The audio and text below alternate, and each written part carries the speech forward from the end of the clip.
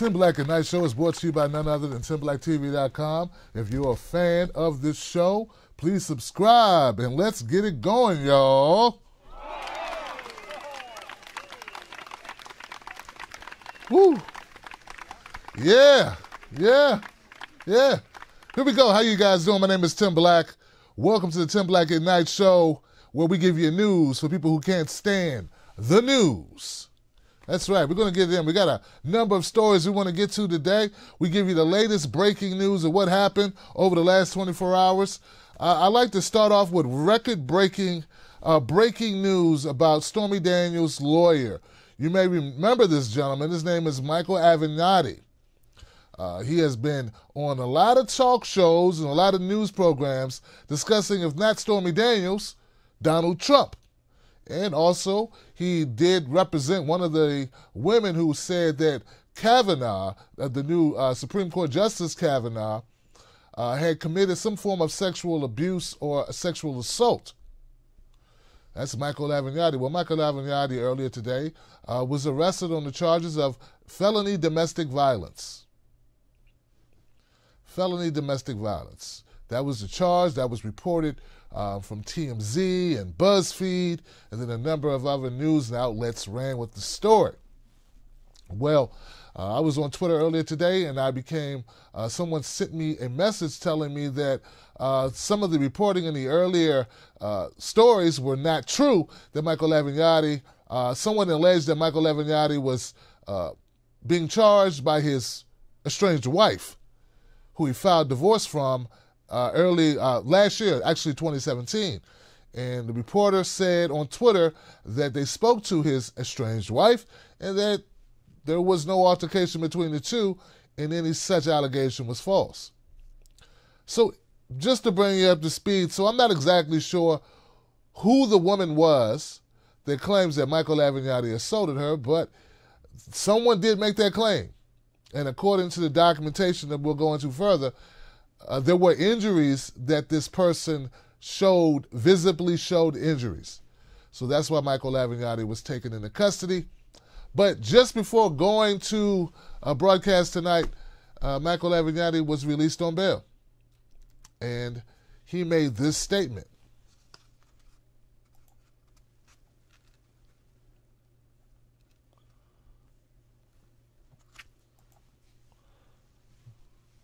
Here we go. Michael Avenatti. Here at a press conference that he did briefly after being released. LAPD for their professionalism and their work today. The hardworking.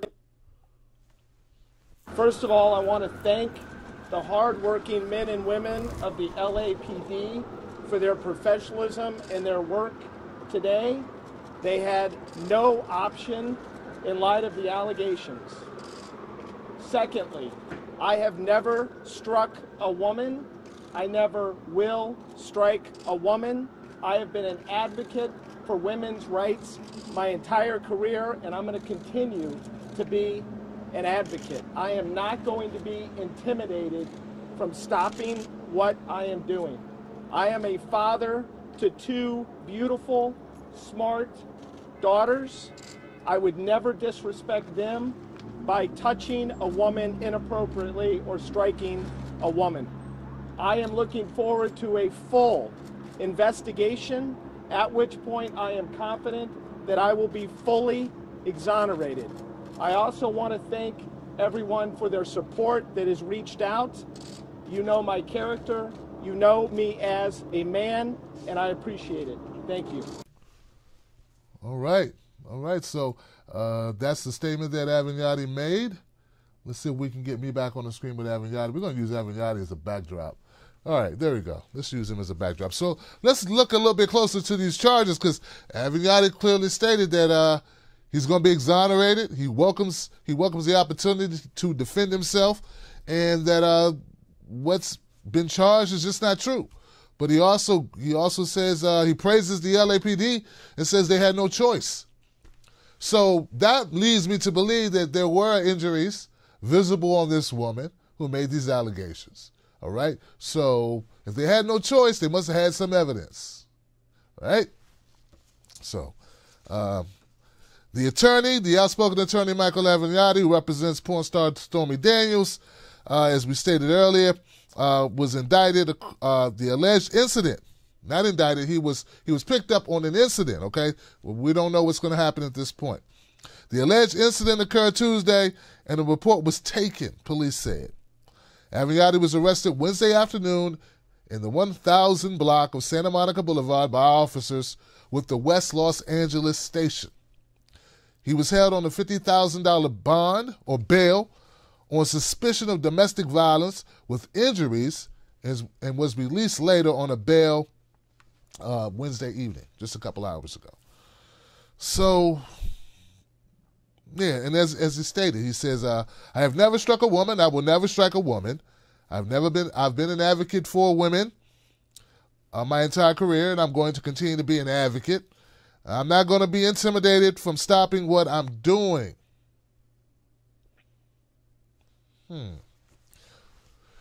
What you trying to say, Michael Avenatti? Are you suggesting that this woman set you up to try to stop you from doing what you're doing? I mean, because you said you're not going to be intimidated from stopping from what I'm doing. I'm not going to be intimidated from stopping what I'm doing. Are you saying that you're not blaming the police? Because you said you just gave them praise and said they did what they had to do. They had to come get a brother. So the cops are not at fault. Is the woman at fault? Who's at fault here? You said you're an advocate for women. Are you saying the women faked their own injuries? Hey, you know, as much as I'm like, everyone's talking about Michael Avenatti being a contender for the Democratic nomination in 2020. And as much as that doesn't sit well with me, I don't want to see anybody get railroaded for something they didn't do. And I can't rock with that. Even though, hey, I think it's premature to be like, oh, I like this guy. He can beat Trump because he can talk. Even though I don't like that type of thinking, I think it's leads to all types of problems and BS we don't really need in this country. We're doing bad enough. We don't need to just run a guy because you think he can be disagreeable. He might piss Trump off and they could argue on stage or something. Like, that's not enough for me. I would like a little bit of policy. I like to know what a person stands for, and they have a track record of doing stuff like actually working for the causes they say matter. That's what I would like to see. But I'm going to lay all that aside and say this. If Michael Avenatti has been framed, if somebody set him up to shut him up, if someone had him locked down in order to shut him down, well, I'm not going to agree with that either. Because I'm willing to set aside my bias and say, you know, let the facts be what they're going to be. But look like Michael Avenatti's got a conspiracy theory going on over here.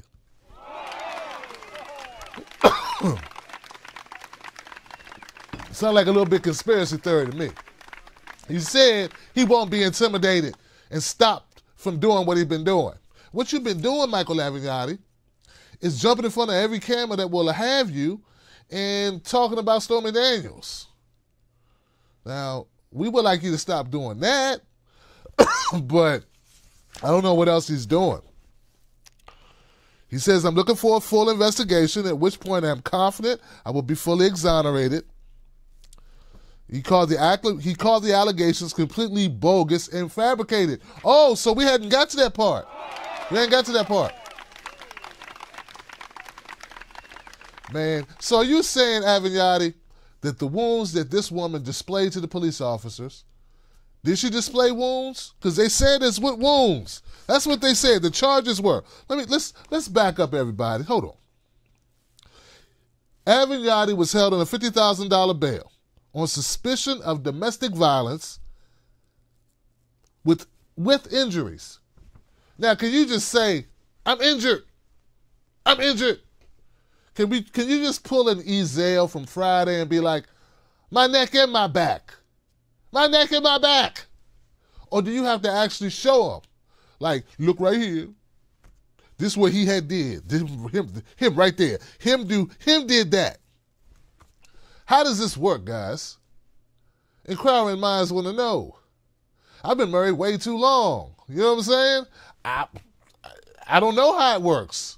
Some of you brothers have been caught up in the legal system over this. Does she have to show that you did something? Can she just say I'm injured without any injuries being visible? So I'm curious, guys. Let me know. Let me know in the comment section, man or female, because some of y'all women, you know, you may know better than some of the guys. So hey, equal opportunity abuser and victim of false allegations, please step forward.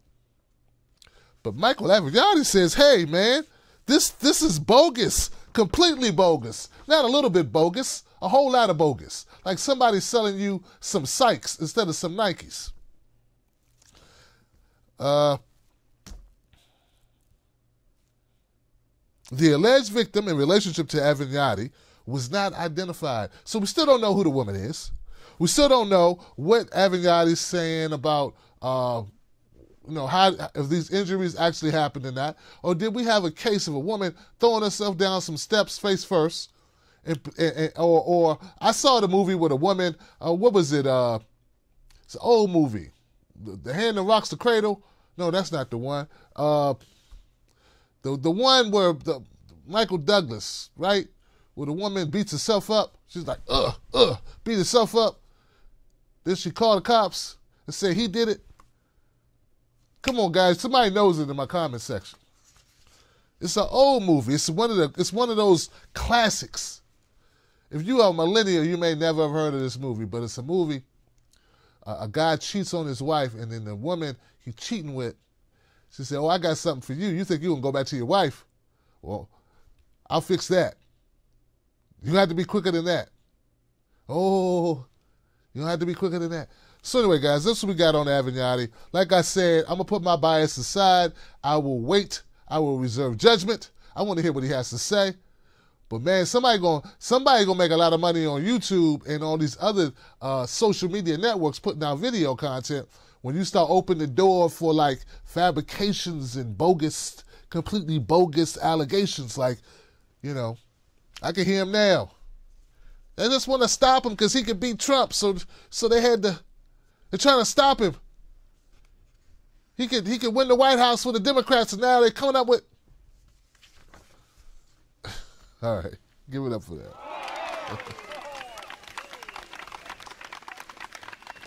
Give it up for that. All right. Now, guys, I got a couple other stories we can get to here that I think are important. I think that you care about. But you know what? After talking about Avenatti, I feel like I got a little bit of dirt on me. Like, you guys want to hear some real stuff. This article, based on a new report that was just released, is so devastating, right? Let me put a graphic up here just to describe this, what we're talking about here. All right, get me off the screen for a second. Let me set the stage for this article, guys. This is about the cost of war. As you can see here, Ryan F. Coyer, U.S. Army, Afghanistan, Iraq, young man, born in 1985, died in 20. I can't see the rest of that, but that's the cost of war. One of the costs of war are needless deaths. Needless deaths of U.S. soldiers and needless deaths of those people whom we have occupied their land or whom we sent troops into their land, or civilians or what have you. Okay, so there's all types of cost of war. One of the reasons why I'm such an advocate for ending interventionist wars, unnecessary wars, wars of greed, wars of resources need to be stopped at all costs. And I will stand for that till my dying day. Okay? Well, there's a new report, guys. A new report here that talks about another cost of war. And that cost is dollars and cents. The U.S. has spent $6 trillion on wars that killed 500,000 people since 9/11. So there we got the cost in the body count of 500,000 people, at least, and $6 trillion since 9/11 has been spent. Now, this is information that has been collected by Brown University's Watson Institute for International and Public Affairs. They published their annual cost of war report on Wednesday. Now, it takes into consideration the Pentagon spending and its overseas contingency operations account, as well as war-related spending by the Department of State. Past and obligated spending for war veterans' care, interest on the debt incurred to pay for the wars, and the prevention of and response to terrorism by the Department of Homeland Security. So this is a very comprehensive, very detailed accounting of the actual cost. This is covering it all. $6 trillion. You know, whenever we bring up the cost of war, us nutty people who are anti-war, we have these people that call themselves patriots. And they say, well, we support our country. But you should not support bad actions by your country just because it's your country doing it. You know, just like you wouldn't support your son or daughter if they did a horrific act. You wouldn't support a spouse if they went out and they did things they shouldn't do, if they harmed others, if they did things that you just don't believe are good or are wholesome or make any damn sense at all. And in this case, murderous. You don't have to support it. You shouldn't support it. Not in good conscience anyway. You don't just support something because it's your side doing it. Get what I'm saying? All right, so the United States has appropriated and is obligated to spend an estimated $5.9 trillion in current dollars on the war on terror through fiscal year 2019, including direct war and war-related spending and obligations for future spending on 9/11 war veterans. Now, here goes a quote I'd like to share with you. In sum, High costs in war are war-related spending pose a national security concern because they are unsustainable. The public will be better served by increased transparency and by the development of a comprehensive strategy to end the wars and deal with other urgent national security priorities. Such as technology. With all this talk about Russia and China, stealing our elections, well, it would seem that maybe you would want to put money into cyber warfare, not actual buying of bombs and drones, the manufacturing of these warhead missiles. That's what I would think. If we're in a new age now of technology where that's where the battleground is. Just, I don't know. Maybe I'm kooky. Maybe, once again, I'm one of those weird anti-war people, very unpatriotic, not wanting to send men and women into unnecessary wars, not wanting to invade other countries, not wanting to kill civilians accidentally, because we have so many accidents. Now, this part right here, what I'm about to share to you, when I read this initially, and I'd heard it before, but this, I want everybody to pull it a little bit closer because I want you to really listen to this part. Because up to now, I may not have convinced you that we need to pull back on our military, that us stepping back on our military would be a good idea, and that we are totally a warlike people.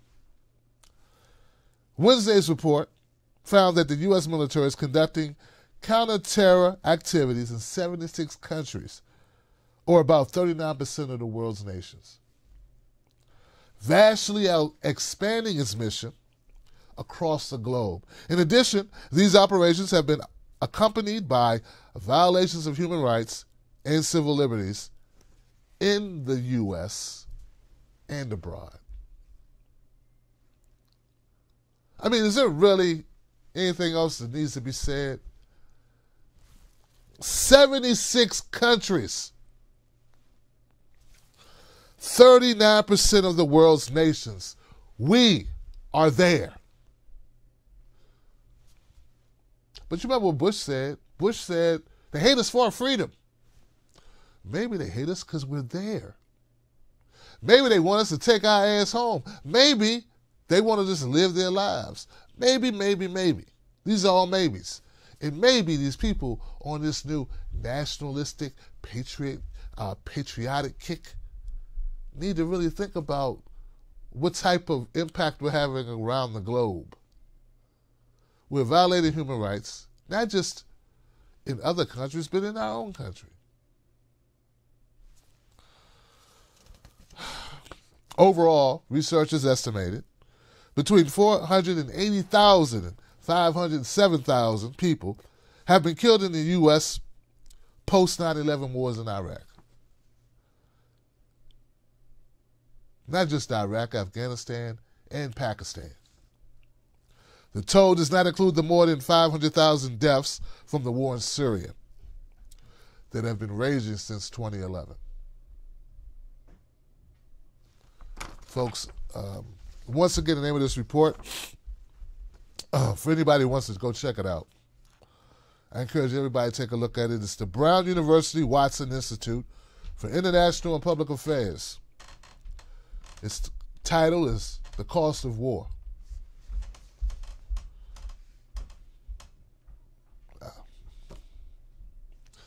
I don't have any witty quips. I don't have any one-liners.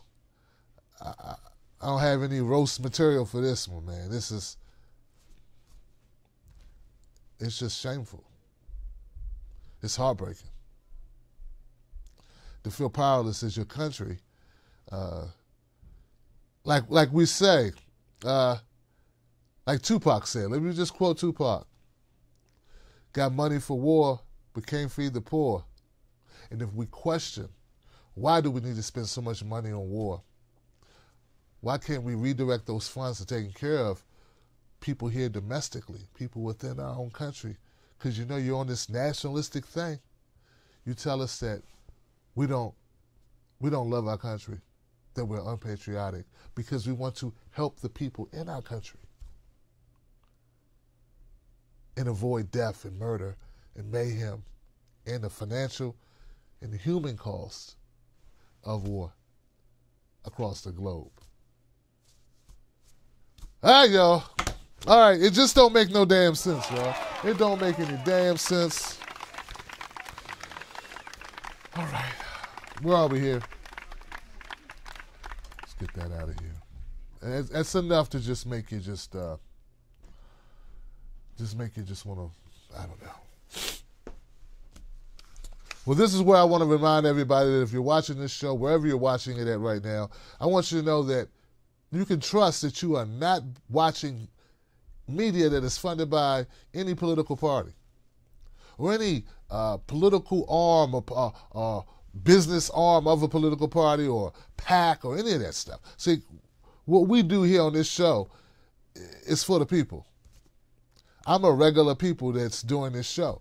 I've been doing this for the last 5, 6 years, 7 years, 6, 7 years. And if you value news given to you in a different way, if you value independent media that's not controlled by the DNC or the GOP or the Republicans or the Democrats or any of their extensions, any legs or ligaments of those organizations, won't you become a member of this show by going to patreon.com, Tim's Take Live, or finding me on YouTube, or contacting me directly using the email address, tim@timblacktv.com. If you want it told straight, you can't go with folks who are controlled by corporations and controlled by political parties. They just can't do it. They have to adhere to the rules of the organizations that own them. All right, guys. All right.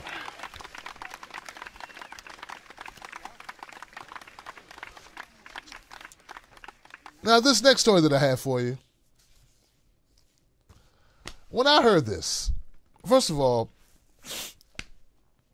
it's a disturbing story, so just get ready to be disturbed, and then get ready to be a little pissed off about how people think that they don't think that you have any intelligence whatsoever.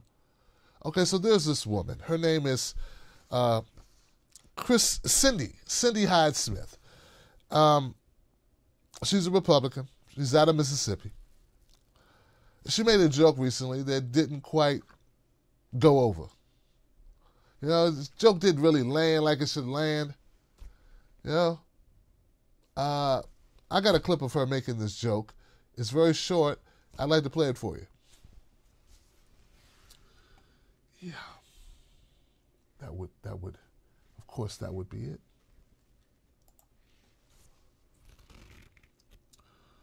Okay, where she is? There she is. It's going to be very short. So they've been covering this on all networks. Here we go. His support. He invited me to a public hanging at me on the front row.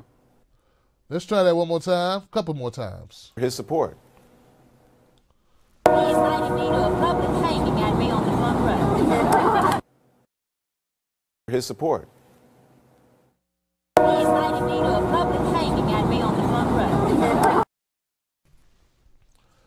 Now, if you couldn't hear it, you can read the text yourself here, but I'll just read it to you. It says, if he invited me to a public hanging, I'd be on the front row.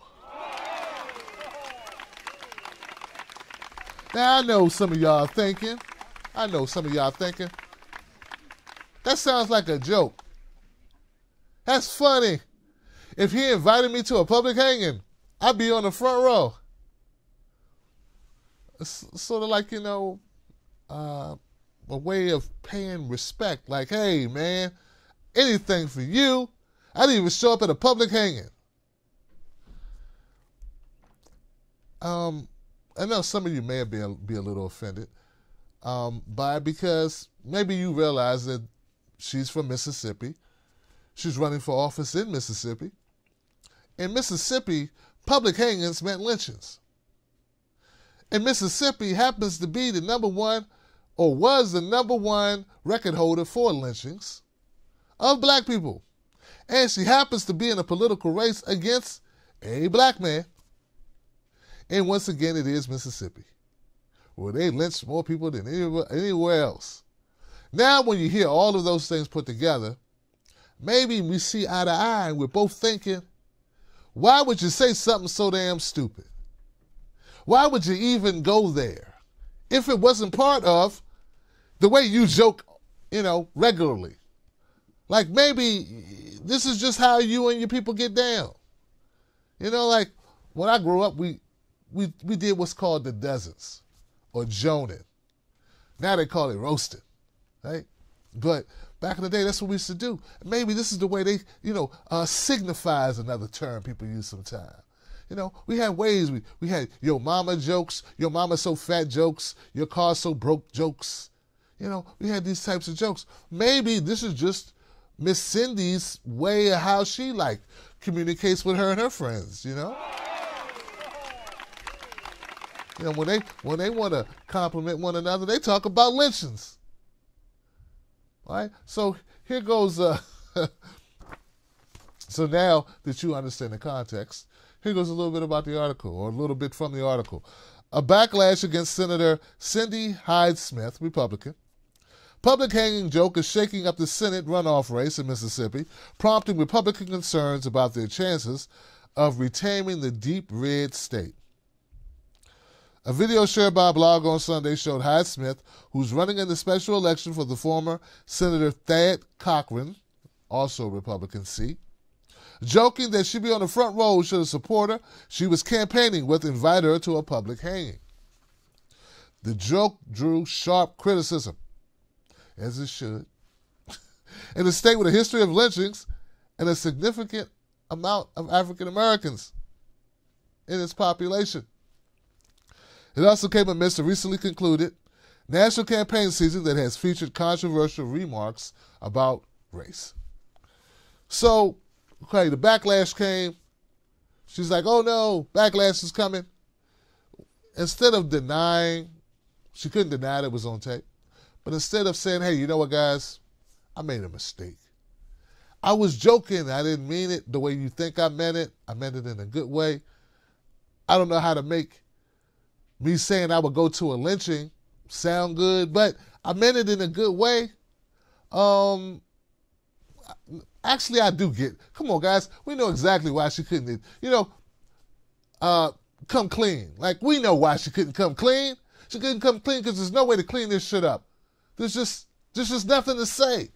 We say all the time, like, why this person just can't admit they screwed up? Because it would be career suicide is why.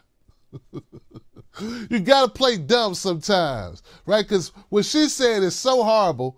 I mean, even David Duke is like, damn, you said that? Then what happened? This is going to be a story she's going to be able to tell her grandbabies. You understand? They're going to be talking about this long after she's gone. She's going to be known as that Mississippi Republican senator Senate race who was just didn't give a damn about black folks at all, just said whatever crawled out of her ass. Just said it. So, but one thing that Cindy has going for her is she has the support of the Mississippi governor, Mr. Phil Bryant. I have a little clip of Phil Bryant backing up his friend, Cindy Hyde-Smith. Check it out.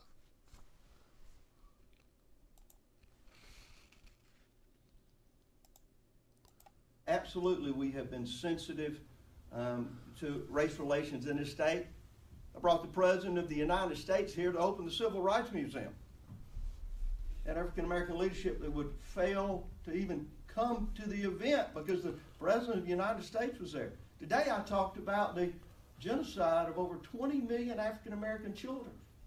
You see, in my heart, I am confused about where the outrage is at about 20 million African-American children that have been aborted. No one wants to say anything about that. No one wants to talk about that. So, as you can hear, I hope you can hear that. I hope you can hear that. The governor of Mississippi, Mr. Phil Bryant, his way to respond to the criticism of the woman that he supports, who just made light of lynching in a state where lynching occurred more than any other state in the United States, is to say, hey, look over there at that squirrel. Look at that squirrel run. Oh, no. No, he didn't say that. What he said was even worse. Because what he's doing is, he's like, look at abortion. Yeah, if you cared about black people, you shouldn't let black people end pregnancies. Because that's exactly the same thing. I mean, we all know a woman deciding that she don't want to be pregnant, or a woman terminating a pregnancy, is just like someone dragging your child or your husband or your wife out of the house and throwing a rope over a tree, hanging them, and then cutting off their body parts and selling them. It's the same thing, man. It's exactly the same thing. They used to peel off the skin and cook it, save it for souvenirs. People would put it on their mantles. That's exactly like someone saying, ooh, I don't want to be pregnant anymore. I was raped. I don't want to have a baby. Or I'm too young to have a child. Let me stop this pregnancy. I feel really bad. Let me talk to my priest and my pastor. Let me talk to my mama. I can't believe it. It's identical to what happened to Emmett Till when the lady lied and said, hey, this black boy, he whistled at me. And when they came and grabbed him out of his grandmama's house, and he was never seen alive again. But he was tortured and shot and mutilated and thrown in the Chakachachi, the Kukachachi.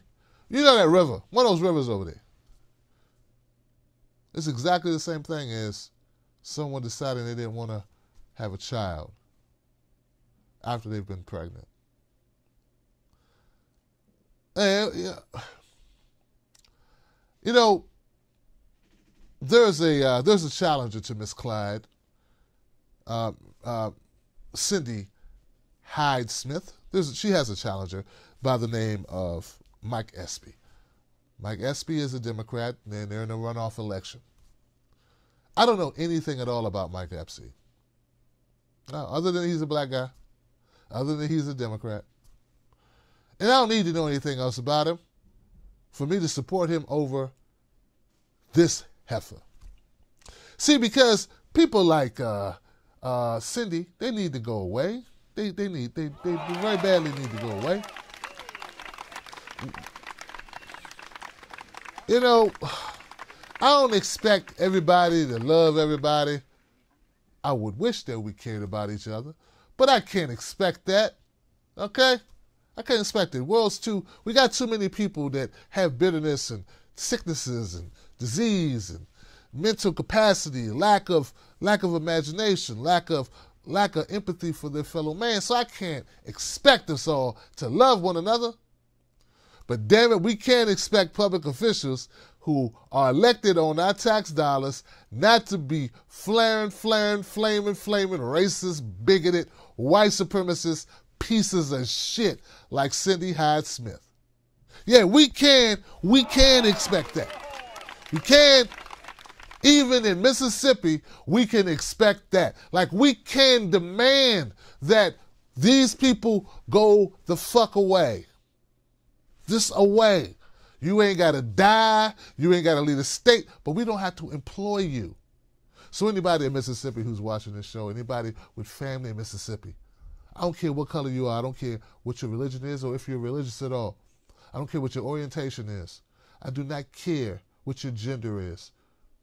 All right? What I care is that this woman who thinks it's funny to make jokes about the humiliation, the torture, the murder of people just because they had a different skin color. Vote her ass out. Do not let her represent your state anymore. Do not. And please have long memories about Phil Bryant. Phil Bryant is also a piece of shit, because the only thing worse than someone who is a bigoted, backwater, bombastic, blowhard, pathetic racist is someone who would support a bombastic, blowhard, bigoted, bombastic racist. Give it up for that. Yeah, give it up for that, guys. Lord have mercy. Come on, Tim Black. You're taking too long.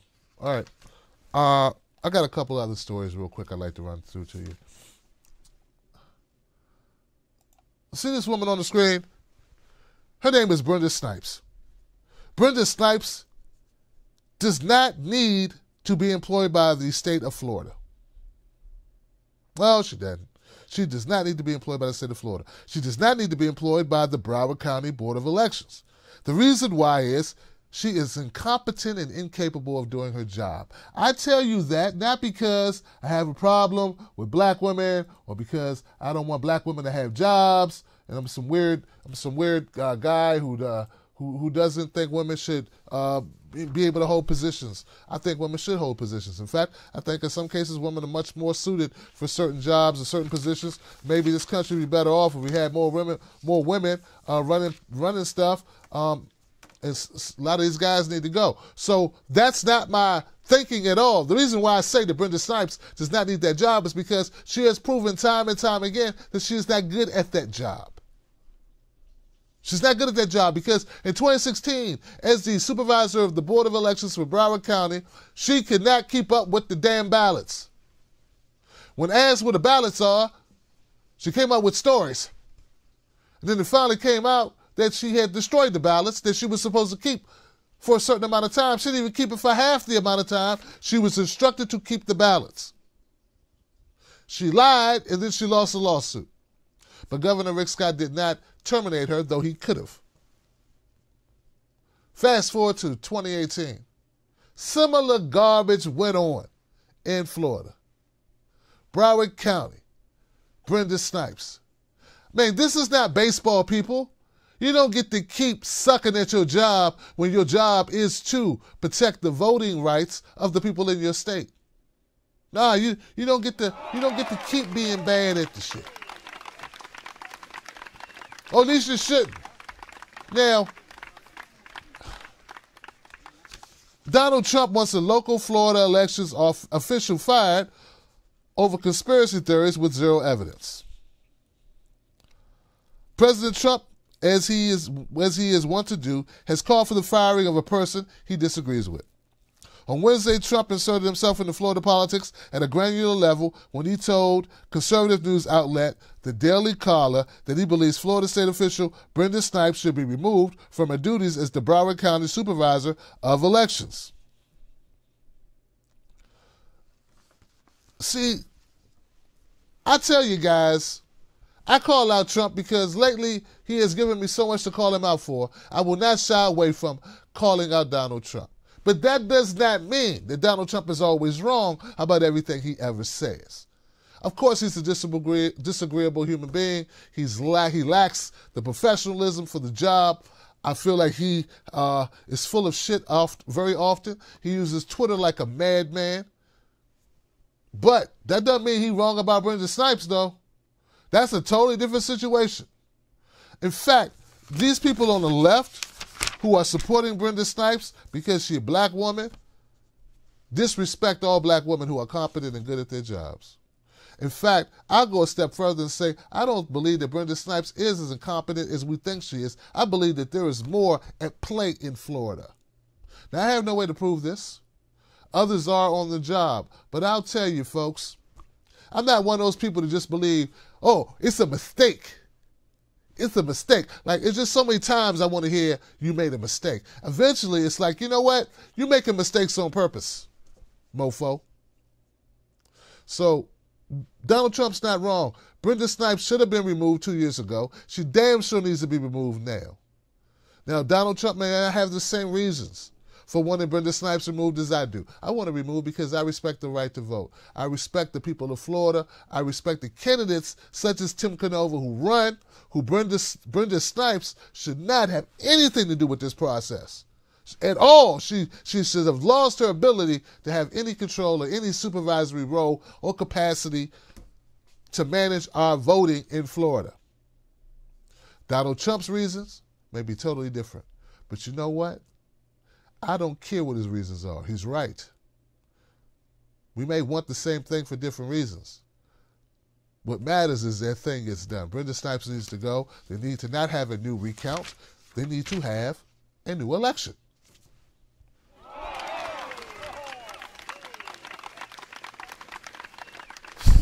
That's what I suggest. That's what I think. Now, we know what's going to happen there in Florida. DeSantis and Gillum are going to be recounted or revisited. They're going to look at the numbers again as possible. Then Gillum, just like what's going on in Georgia with Brian Kemp and Stacey Abrams, it looks like they're going to end up in a runoff situation there because they keep finding all these votes. Well, look, guys, I wish there was a better way to determine who's doing what. But as it stands, if they find a vote, they have to count the vote. They can't just not count the vote because it's not for your guy. All right? So I'm waiting to see what's going to happen with that. As far as what's happening in Georgia, quick update on that. By Friday, we should know if there's going to be a runoff in the Georgia election for governor. So I'll keep you up to date regarding what's going on in Florida and what's going on in Georgia. But know this, Brenda Snipes, it's not a conspiracy theory. It's not paranoia. She lost a lawsuit about voting. She did not follow the procedures of the office that she oversees. She does not even deny that. It's not a conspiracy theory. If it's true, pull your head out your ass. All right.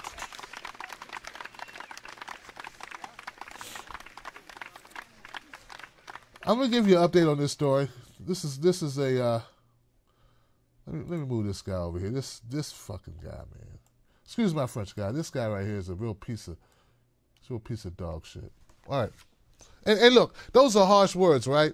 I know there may be some children watching, but this guy is horrible. And in fact, guys, this guy right here, his name is Bayless. Right? Isn't that his name? Bayless. Yeah, this guy. All right. Real quick. Give me 90 seconds. Tyler Barris, like Harris with a B. Tyler Barris, 26, pled guilty on Tuesday to making a false report resulting in a death after he placed a hoax call last year that resulted in police fatally shooting an unarmed man in Wichita, Kansas. That's right. Tyler Barris, 26, he did what's called swatting. Yeah, that's when you call up the police and you say, someone at this address who I'm pissed off with, has somebody under that he's kidnapping or he's holding somebody at gunpoint. You need to hurry, get there real quick. He's got a gun and he's got hostages. And then the SWAT team goes to the place and they're all pumped up. They're all pumped up on adrenaline and 40 ounces or Red Bulls or whatever they drink. Donuts, Red Bull, and adrenaline, and they run in. And what happened is, in this Wichita, Kansas incident, a young man's life was taken. Prosecuting U.S. Attorney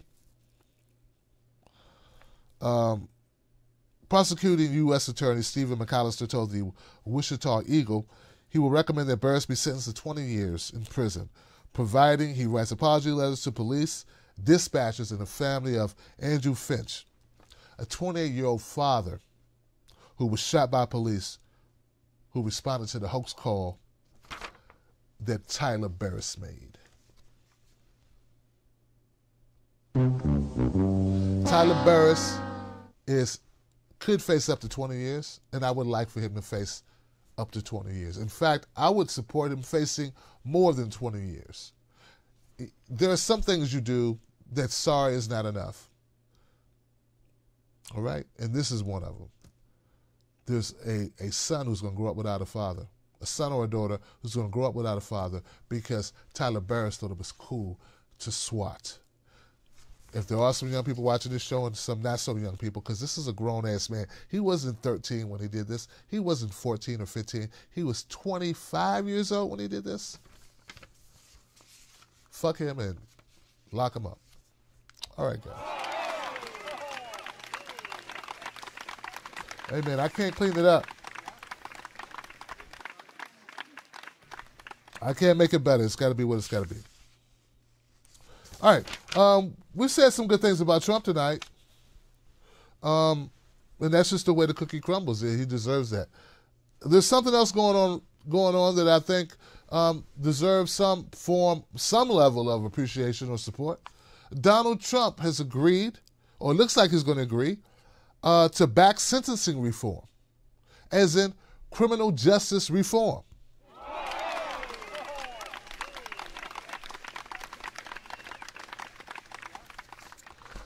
And he hits Bill Clinton for the 1994 crime bill. That's a two-for right there. That's two things. All right, so here it goes. Trump's backing for the package, which is still being drafted in the Senate, has been seen as a key factor providing political cover for Republicans and Democrats to vote for the overhaul. Trump framed the package as a bid to fix President Bill Clinton's 1994 anti-crime law. That's right. President Trump pledged his support for a major overhaul of sentencing laws and prisoner reentry programs at the White House on Wednesday. Trump's backing for the package, which is still being drafted, as I stated, would diminish criminal penalties for some offenders and make it easier for former inmates to find work. And here's the statement that Trump said. Trump said, it rolls back some of the provisions, the Clinton crime law, that disproportionately harmed African Americans in the African American community.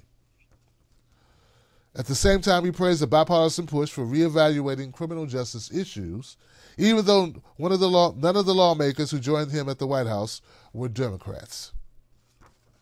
So there's one more quote I'd like to share.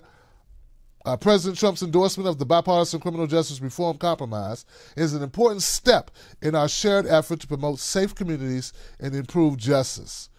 By preparing inmates bound for release to become productive citizens, we can reduce crime and the social and economic cost of incarceration. And by ensuring that the punishments fit the crimes, we can better balance the scales of justice.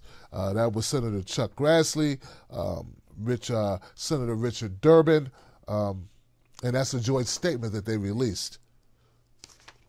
So guys, I don't know everything there is to know about this bill that the Senate is introducing, but we will definitely look into it here because I definitely support criminal justice reform. But it's important to know that this reform would be on a federal level. So the federal level is one just one area. The majority of our prisoners, the majority of people that are in prison in the United States are in prison in state prisons, local prisons.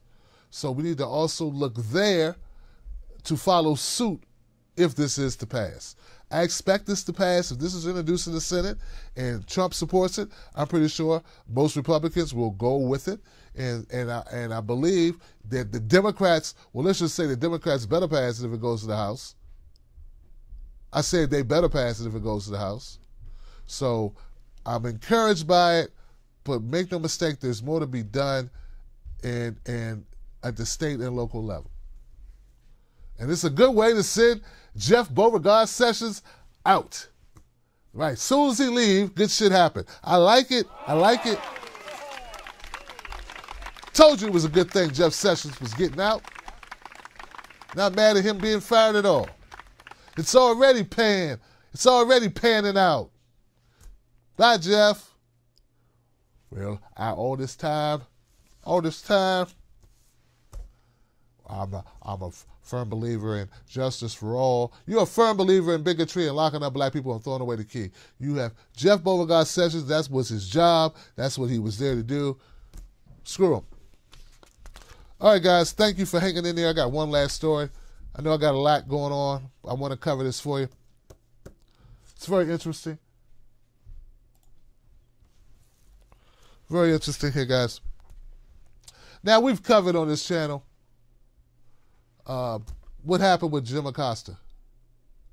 We covered the whole run-in that happened during that press conference where the White House aide tried to take the microphone from Jim Acosta, and then Jim Acosta didn't want to give it up, and then it was, then Donald Trump called Jim Acosta a terrible, terrible man and horrible, horrible man, and then they revoked his White House privileges to attend the press conferences.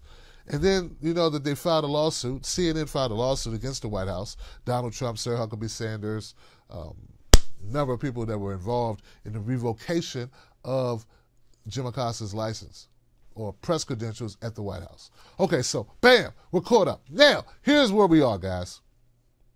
Do you know that Jim Acosta is getting a lot of support, not just from CNN and MSNBC, but also from Fox News? Yeah. Fox News, CBS News, and other outlets back CNN in legal fight against the White House. I couldn't believe it. I was like, what's going on? Fox News has filed a friend of the court brief in federal court in support of CNN's lawsuit. A lawsuit against the Trump administration for revoking correspondent Jim Acosta's hard pass. Guys, I'm shocked. And then when I thought about it, I said, you know what, maybe the way Fox News looks at it, they don't want this type of treatment to happen to them. And maybe someone would possibly remember, like, at some point there's going to be a Democrat in office, there'll be a Democrat president, and maybe then the shoe will be on the other foot.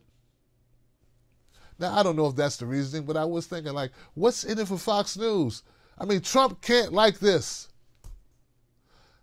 Look, all I know is pretty much anything that Trump does, everything Trump does, it seems, except, work with Democrats on anything, Fox News supports it. So the fact that Fox News is going against the grain and supporting CNN over Donald Trump, CNN with the fake news, that has to mean something, guys. That says something. And I don't think it's altruistic. I don't think because they empathize. I don't think it's because they like Jim Acosta. I think it's something in it for Fox News to do this. There's got to be a reason, something that benefits Fox News.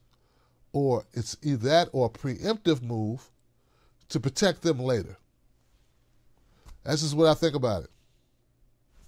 Let me know what you think about it in the comment section. Shout out to Tim Black's Wolfpack. Everybody in my Wolfpack, guys, thank you for being here. Thank you for rolling with us as we make changes and try to make this show better. And I don't know if you noticed or not, but if you missed the show or if you just tuned in, don't worry. I will be playing replays of the show, okay, throughout the rest of the evening and until tomorrow as we roll into a new show. This is a way to give more exposure to what we do, let more people tune into the news, and if my friends miss the show, they could check it out. All right? All right. All right, guys, that's it for me. Have a great evening. Remember, don't let nobody take your cornbread, and sprinkle some facts on them. Also, if you have Roku, be sure to add me on Roku. It's Tim Black TV. I'm over there on Roku. Black independent media is a rare thing, guys. I want to thank you for supporting it. Serious, real talk, guys. Thank you for supporting Black independent media. Black independent media on the left is very rare. I don't know why it's so few of us, but I just want to say thank you. You are proof that you are listening to a black man from a black perspective that does not kiss Democratic Party ass, but does not stump for Trump, but just tries to call it straight. And that says something about you guys. And for my black viewers who are finding this show, who also have been here for a long time, I want to thank you for holding it down and having my back all this time as well. Tim Black's Wolfpack has been around for almost 6 years. So I want to thank everybody who supports what we do. You're not sometimey. You're my family. I love you, and I see you on the next one. Peace. Tim Black. Tim Black. Tim Black. Yes, I am. True. Funny. Tim Black. I am TimBlack.com.